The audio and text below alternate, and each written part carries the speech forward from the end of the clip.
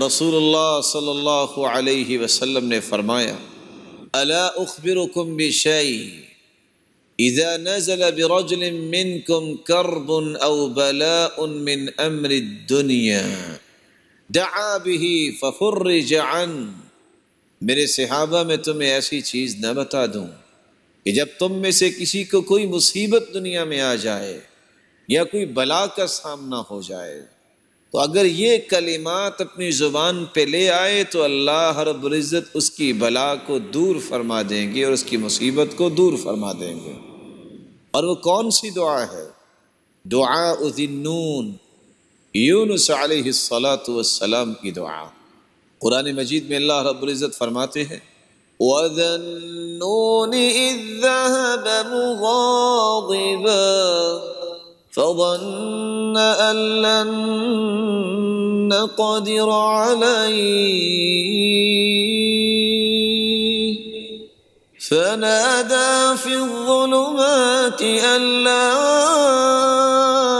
إله إلا أنت سبحانك إني كنت من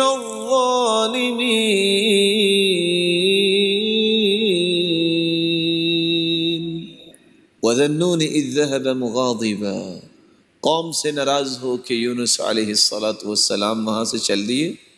فَظَنَّ أَن لَّن نَّقْدِرَ عَلَيْهِ، اور اس کا گمان یہ تھا کہ ہمارے پاس قدرت نہیں ہے کہ جہاں بھی جائے گا تو ہماری قدرت میں ہی ہے۔ فَنَادَى فِي الظُّلُمَاتِ، جو مچھلی کے پیٹ میں جا گرا، رات کا اندھیرا، سمندر کا اندھیرا اور مچھلی کے پیٹ کا اندھیرا، اس وقت اس نے دعا کی لا الہ الا انت سبحانک، اے اللہ تیرے علاوہ کوئی عبادت کے لائق نہیں، تو تو پاک ہے۔ انی کنت من الظالمین، میں نے اپنی جان پہ ظلم کر لیا۔